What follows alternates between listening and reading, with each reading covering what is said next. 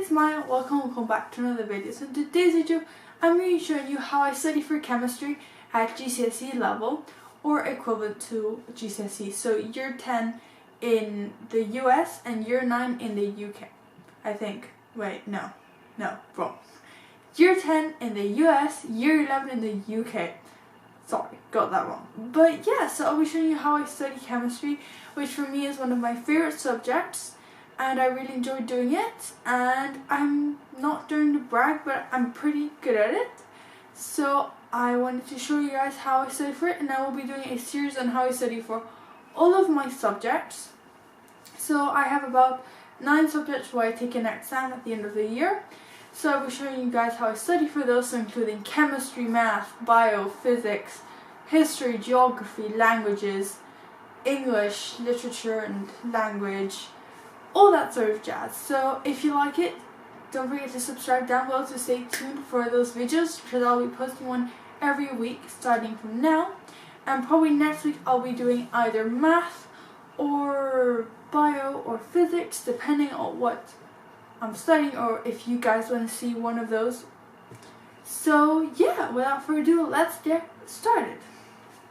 So basically, first I'll be explaining to you guys how I study, like what I do, my techniques, and then I'll be showing you practically what I do with a short study with me.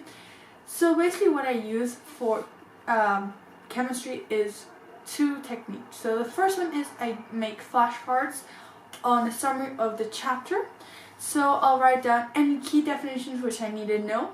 Even though chemistry in my case is more applied, there's not so many definitions, there's still a few, so I always like to know them. And second of all, what I like to do is write down on flashcards the methods that I need and examples using those methods for type of things like finding molarity, concentration, stoichiometry, you know, the thing with the moles, and conversions, unit conversions, all of those sort of things that you might just forget if you don't write them down. I like to just have a flashcard so I can pull out and I can just memorize.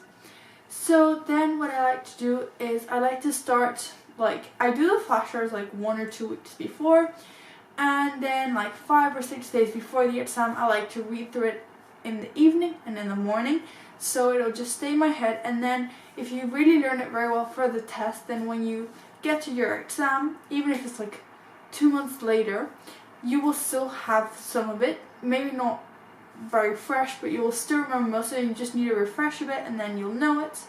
And what I like to do is every few weeks just repeat it, like do 1 or 2 exercises just to remember. And then the second thing I like to do once I have my flashcards and I've learned most of them is every day spend like 10 or 20 minutes before a test just doing some exercise. Normally my teacher gives me exercise. If not, you can just find some on the internet or use your workbook. And I just like to do exercise because I find that exercises are the best way to learn something. So the more you repeat something, the better you'll know how to do whatever you're studying.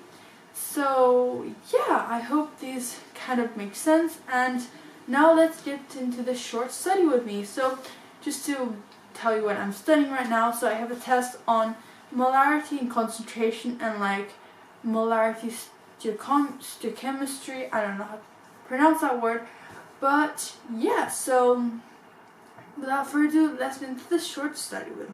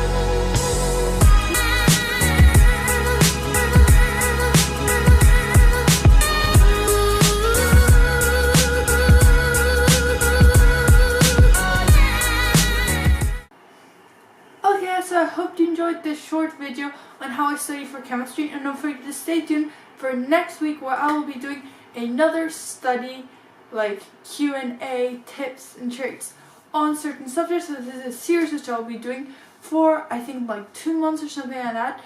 So if you enjoy these type of videos, don't forget to subscribe down below and give this video a big thumbs up, and let me know in the comments if you enjoy this video or if you have any other questions about studying, and I'll be pleased to answer them. And yeah, I'll see you guys next week. Bye!